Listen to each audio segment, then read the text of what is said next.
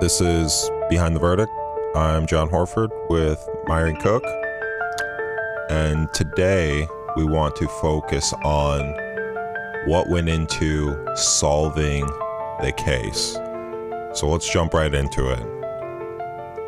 How did they finally solve the Bowman Doyle case?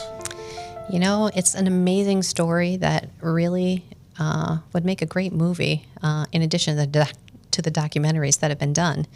But there was a cold case detectives conference held in Norfolk, Virginia. And the lead detective on Kathleen Doyle's case at the time was at this conference, as was a detective from the Michigan State Police who worked on Aundria's case. And for some chance reason, they started talking about cases. And the Virginia detective said, hey, you know what? We've got a case. It's a cold case from 1980. It's a murder-rape that we have DNA from the scene, from the perpetrator, but we don't have anything to compare it to. But the scientific advances had come along where they could do like a genealogical test, kind of like, you know, some of those out there where you can get your DNA and see your ancestry and different kinds of things. So they were able to run a ancestry type genealogical test on what they had found at the scene of Kathleen's murder. And they said it came back to a profile of this guy by the name of Dennis Bowman in Michigan. Do you know anybody who might be able to help us in that area of Michigan? And our detective said, hey, I am not only from the same county, we're investigating him for the disappearance and likely murder of his 14-year-old daughter 9 years after your murder. So it's just wild because how long after was this conference? This conference was in 2018 or 19. 18 or 19, and then how many people are at a conference like this? There were hundreds of people, and they just happened to meet. It's just... I mean, that's fate, right? Yeah, it's divine intervention. It's something. It's whatever you believe in. It's something. Like, it can't be a coincidence. Exactly. It can't be. So our detective said, yeah, you know, I can help you with this. And he said, hey, by the way, when Bowman came in to give an interview to us about the disappearance of his daughter, the detectives at the time kept his water glass. So they had Bowman's DNA on file. So the law enforcement from Michigan sent that DNA profile of Dennis Bowman to Virginia. They sent it to their lab with the biological fluid left at the scene of the rape by the person who killed Kathleen, and lo and behold, it was a match to Dennis Bowman. So that was probably like, was this all the main pivotal moments that led to cracking this case wide open, or was there like something else? That was really the first pivotal moment we saw in these two cases. Like, now they know this is him. He can't claim it's not him. So then they start investigating, well, you know, he's from Michigan. What was he doing in Virginia? And we were able to locate a transcript of a court hearing where he had been charged with that kidnapping and attempted rape of a young girl in Michigan. But this transcript showed us during the time of Kathleen Doyle's murder in 1980, he failed to appear in court on his court case in Michigan. And his attorney told the judge, well, Judge, I'm sorry, he's at Naval Reserve training in Norfolk, Virginia. And so that put him right smack in the same town as Kathleen for that 2-week period. Wow. And the town where this conference just happened to be in 2018, 2019. Right, and right. Two people just happened to run into each other that both are somewhat familiar with Bowman. So, you know, the Norfolk police worked with our investigators here in Michigan. Their prosecutor worked with me to draft search warrants and other things they would need here in Michigan. And so we were all working behind the scenes for quite a while until we had that confirmation of DNA from Kathleen's case. And Virginia came here to interview him. And, you know, he didn't give up a whole lot. He talked about some things. But he didn't want to talk about Kathleen's case. But he kept talking to detectives in Michigan about Aundria's. I don't know where she's at. I don't know what happened. He just kept on with that and on with that. But I think another pivotal moment came because when Norfolk initially charged him with, I think they charged him with murder, burglary, rape. I can't remember if there's something else. Virginia has the death penalty. So they told him, we're charging you and we're adding the death penalty to this. And so he told that to his wife, and his wife kind of got on him through some urging from our detectives. If he knows where Aundria is, this is the time to tell, because he's not going to have that opportunity. Yeah. And so the wife kept on him and asked him, if you know, you got to tell me. And he started to give details, but he would say the most crazy, outlandish stories. Like he would say, well, she accidentally died, but he didn't seek her any help because he knew that he had a criminal history for attempted rape of that girl and kidnapping, so he couldn't call the police to get her any help. He would say she accidentally died. She accidentally fell down the stairs, is what he said. Okay. So then this was after you guys had already located the body or not? You guys had not? Hadn't found the body yet. And he's saying that she's dead. Yes. And where was he saying she was then? Well, it's interesting. He says that this was part of his deception, right? He came forward and said, well, I came home and I caught her stealing money from my bedroom. So we got into an argument at the top of the stairs, he says, of this old farmhouse they lived in with like a wooden steep set of stairs, conveniently, right? And he said that she told him, now why would he offer this? But he said she told him she was going to tell everybody again that he was sexually assaulting her. And he said, the last words I said to her were, no, you're not. I punched her in the face, and she flew backwards down the stairs and died. So he told you he killed her. Oh, but it was an accident. But it was an accident. Right. Okay. So then he started several outlandish stories telling his wife that he put her in her favorite clothes, her favorite sweater. He wrapped her in a brand new tarp. He put cinnamon and flower petals on her. He said prayers for her. And then he buried her near a cemetery because that would be important, so she'd be in a cemetery. So he started to admit to the murder, even though there was no body, but he just was making up a variety of stories and wouldn't tell you guys where the body was. He just said it was near a cemetery. Exactly. That he didn't remember. He knew exactly where it was. He said he drove by it on a daily basis. So law enforcement went to every cemetery nearby and did a variety of different techniques with ground penetrating radar and other things to try to locate a body that might have been buried outside of the cemetery, but close enough. Yeah. Did you have enough to charge him with Aundria's murder before the body was found because he had admitted to doing the murder? We were working on it. It's really hard to charge a case without a body, but you can do it. We had to be able to prove all of the malice that led up to it, why he would want her out of the picture, which was the sexual assault claims, right? And so we had to look really hard at that. But he just told all these stories, and we know that he told investigators, the best lies are partly true. Had you never found the body, would you have had enough to still charge him? We were going to try. We thought we had a shot at it. But what do you think? I think we probably could have convinced a jury based on everything else he did. Yeah. Because in the state of Michigan, you can bring in some prior acts if they're similar, other rapes, other murders, that kind of thing. And we could have shown that he had a pattern or a propensity to do those kinds of things. Why, if he's telling you that initial story about her confronting him, her stealing, him confronting her, Aundria saying, oh, well, I'm going to tell people that you sexually abused me. And he says, no, you're not, and punches her in the face. She falls down the stairs and dies. Is that the story he stuck with, or did he change it? Because what did the final story end up being? He changed it a little bit over time, but he stuck with the argument at the top of the stairs. He stuck with she was going to say he sexually assaulted her again. But in some of the stories, he said she fell down the stairs, she was still breathing, she looked away, she moved a little, and in other stories, he said she died automatically, immediately, because her neck was broke. So what do you think actually happened? We pondered that a long time, the investigative team and I, and we think probably Aundria's end of life was much, much more torturous and nefarious than we know. Just because he couldn't help but do that. Right. Just based on past. Right. We think, he thought he was getting away with the sexual assaults. His wife was at work for the day. The baby was little. He could sexually assault Aundria all day, and nobody would be there to stop it. So you think that's probably how it ended?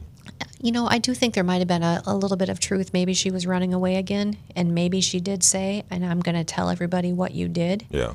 And the minute that happened, it set him off. And he said, no, you're not. So maybe he sexually assaulted her. Maybe he did a lot of things to her. But, the fact that he hid the body for 30 years meant we also couldn't tell exactly how she died, right? There wasn't anything to be able to analyze. We didn't have a body to see if there were stab wounds or gunshot wound or, was her neck really broken? Yeah. We couldn't tell. So you couldn't tell from like the bones that were left if the neck was broken? Well, so once Bowman had killed her, he had to dispose of the body. And he tried to put her in a barrel, he said, but she wouldn't fit. So he cut her up. And he cut her into 4 different parts. The head and neck was one part. The torso and arms were in another bag. He put these all in separate bags. And 1 leg each in each of the bags. And then stuffed all of that into a barrel. And so once her remains were finally discovered, anthropologists from Michigan State University put the bones back together the best they could. But at that point, you can't tell, was her neck broken because he had cut it off, right? The one thing they could tell was that she had what they called tool marks on her thigh bones, and they were likely made from an axe, being able to chop off her legs. So that's what they do now. They used an axe to cut her up. And he admitted he did. He said he started with a machete, and the machete wasn't sharp enough, so he switched to an axe. You had mentioned in a previous episode that he had burned the body? No, he burned her bag of clothes and her jacket. Oh, he burned the clothes. Yes, Yeah. okay. Yes. Yeah. But, his deception didn't end just by burying her. When he stuffed Aundria in the 4 bags into the barrel, he also threw in a very large bag of garbage. And in the garbage were diapers, disposable diapers from the other child. And those diapers, let me tell you, do not biodegrade. When they opened that bag of what was left of it, you could still see the diapers. But investigators, I give them so much credit. They went through that with a fine-tooth comb, and they found candy wrappers that actually had date stamps on them. Wow. From March of 1989. And this happened March 11th, 1989. So you know the exact day? That's when he reported her missing. Okay, so you're just assuming that's the day because that's the day he reported her missing. He wouldn't wait a week to report her missing? Or? No, because when the mom came home, she wasn't there. Okay. And so the mom said that was the day she was gone too. Yeah, but don't people usually wait like a day or 2 before reporting someone missing? Because it's like, well, what if they're at a friend's house? Or, what if they... A reasonable person did, but if you're trying to cover your tracks, you want to make it look like she's a runaway and she's a thief. ASAP. ASAP. Okay. And that makes more sense to him to do it then. Yeah, versus going around asking friends, going to the school, asking the teachers, like, was she in class? Did she seem distraught? Like, did she say anything to you? Like, do you know, like... Yeah, I believe it was a Saturday, so she was at home. Okay, so it was a weekend. Yeah. Okay. Oh. It's crazy, right? It is crazy. It really does. The levels that certain people will go to. But clearly he had, a history of this. You had mentioned Virginia having the death penalty. Mm-hmm. So the emphasis on him admitting to the murder of Aundria just removes the possibility of facing the death penalty. Right? No, is that not necessarily. Okay. So what happened was, you had asked if we could have charged him without finding the body. Yeah. And we could have. Yep. And we were prepared to do that. But we knew at this point, Virginia had charged him. So, the communities were safe. He was no longer a danger to the public because he was incarcerated on Virginia charges pending being extradited from Michigan to Virginia, right? And so we didn't feel like we had to try to charge him as quickly on Aundria's right then. This was a short time period, maybe a week, 2 weeks, where all of this was happening. And the investigators kept on his wife saying, hey, you need to get him to tell you where Aundria's at. And so that was another pivotal moment when he finally confessed where she was. And he wanted to be able to tell his wife in person. He told investigators, but he wanted to tell his wife where she was. Were they still living in the house? Yeah. Right? Yeah, Okay. in the same house. So she was back the whole time and the wife had no idea? No idea. Yeah. No idea. And you know what the weird thing is? Over the years, law enforcement thought maybe she might be buried there, right? Thought something had happened. So they took cadaver dogs out there to look. They did ground penetrating radar. I remember it from the documentary. Right, but Yeah. he buried her deep enough with that garbage over the top, and then he put broken pieces of cement from the building of their house that were left over the top of that. Yeah. So he did a good job covering those tracks, unfortunately. Yeah. But I'll never forget when he wanted to talk to the wife, he has to do it in person. So law enforcement called me and said, hey, what do you think? And I said, oh, absolutely. I said, but make sure it's in a room that's recorded.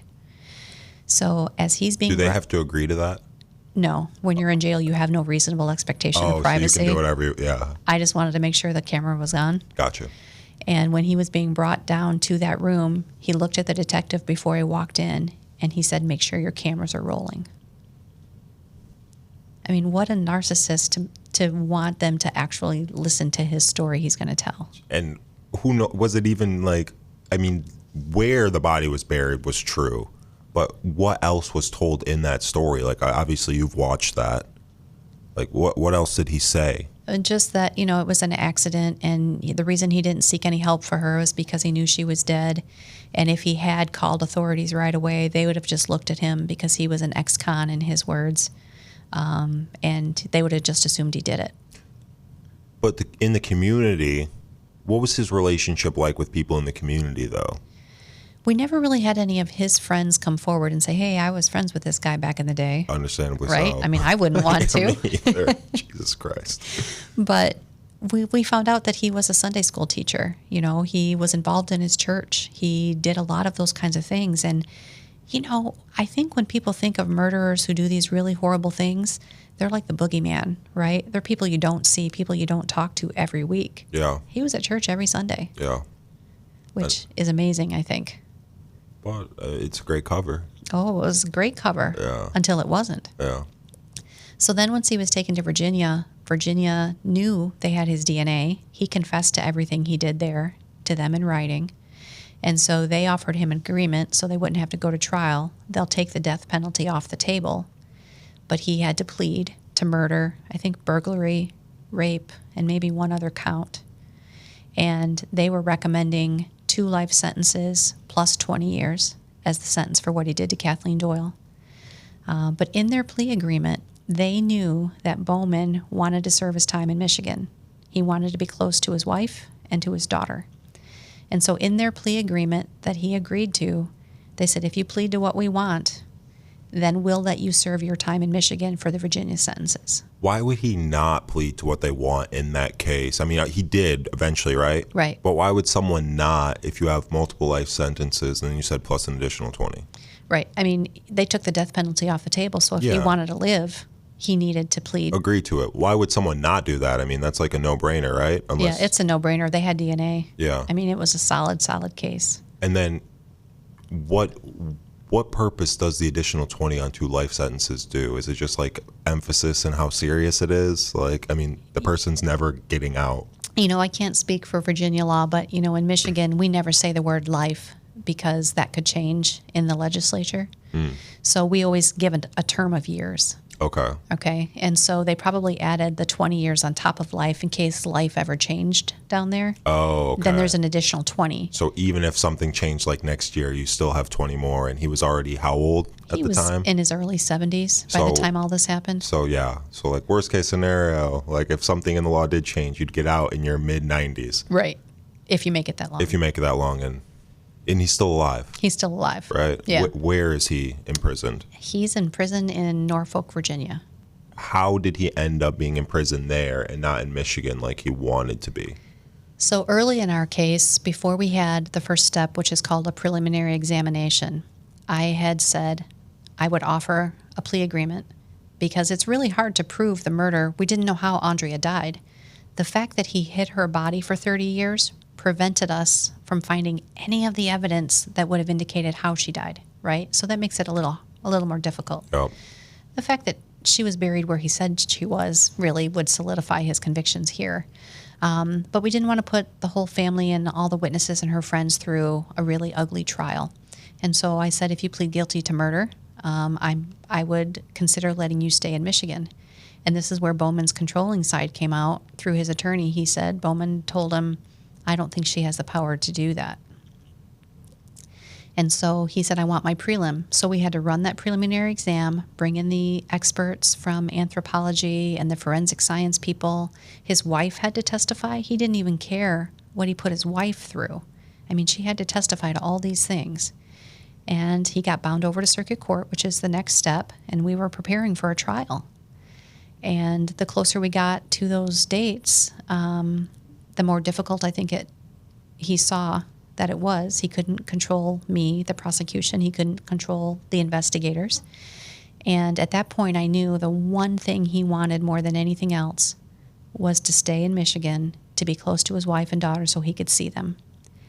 And I'll be honest with you, that was the one damn thing I wasn't going to let him do. I wasn't going to let him have any more control over the situation, over Aundria.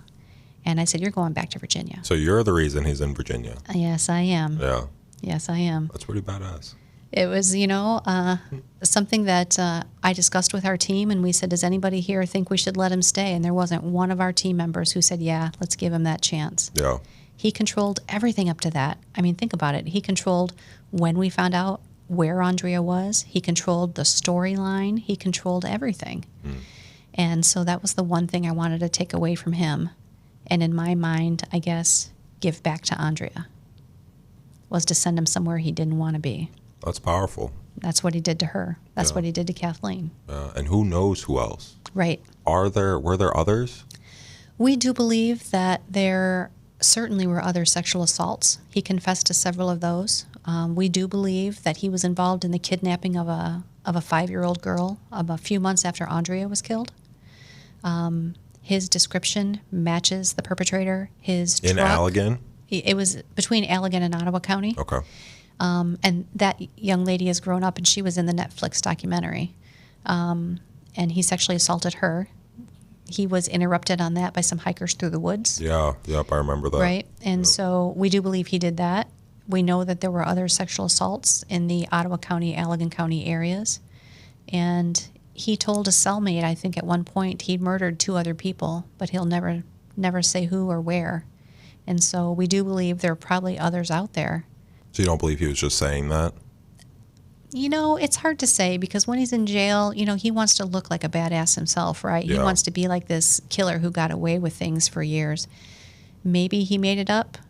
Maybe he didn't. I go back to what he said is that, the best lies are partly true. Yeah. So probably some of it is true. Is there any way so could you go back to him at this point and be like, hey, we'll get you moved to Michigan if you can provide evidence that leads us to, the bodies of the other 2 people that you said that you murdered in prison?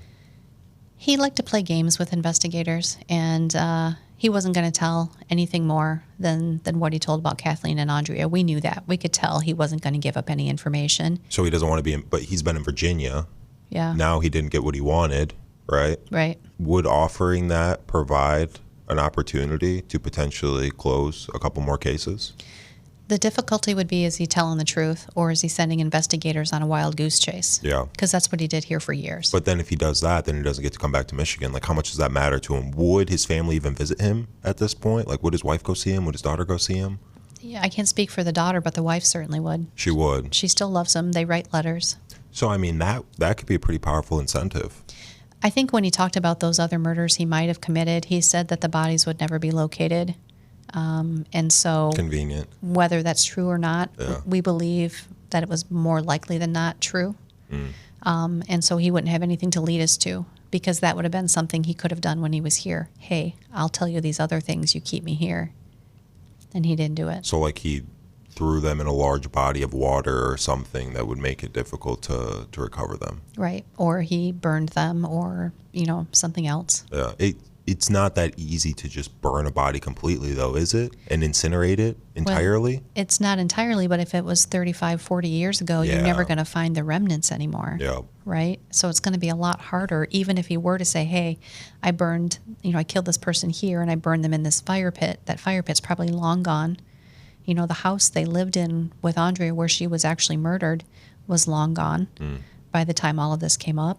So quite honestly, I don't know that he'd have anything solid enough to give us where we could find any of that. If we could have closed out more cases, we would have, because I think it's important for the victims and their families to have that closure. Yeah. No, I was curious, and I know that listeners would most likely be curious. Like, if he's saying there were more people, why not try to cut a deal with him? But I mean, of course, you guys do this professionally. That's absolutely crossed your mind. And to your point, if he did have more to give, he would have given it. Right. And he just most likely doesn't.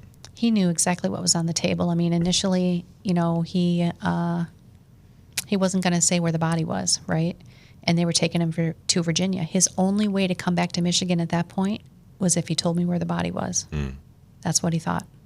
So if he wanted to come back to Michigan again, he could be like, hey, wait. Yeah. Like, I have something for you. Exactly. Please let me come back to Michigan and I'll give you this information. Exactly. And he hasn't, so right. He most likely doesn't. So we don't believe he's going to ever say anything more. And whether it was true or not, we don't know.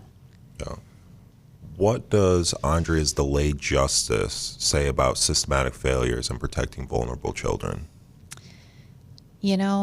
Had there been better protections for children who were abused back when this happened, had she had supports and gotten her out of that home, maybe gotten the other child out of the home as well, we might not have had a murder, right? But the difficulty is trying to go back in time and look at all the we should have, we could have type things. Hindsight, again, is always 20/20. Mm-hmm. You can always do a better job later, right? But the difficulty is you can't always backtrack. And I think that's what we want to do. We want to find a way to fix it so it doesn't happen again. Just for anyone who hasn't listened to our first episode, if there is someone in a situation and they do need help, or they know someone and they just don't know who to call or where to go, what's the best way for someone who's experiencing some type of abuse to get the help that they need? If you are a minor and you go to school, tell your teacher, tell someone at the school, tell a school counselor, right? That's one opportunity.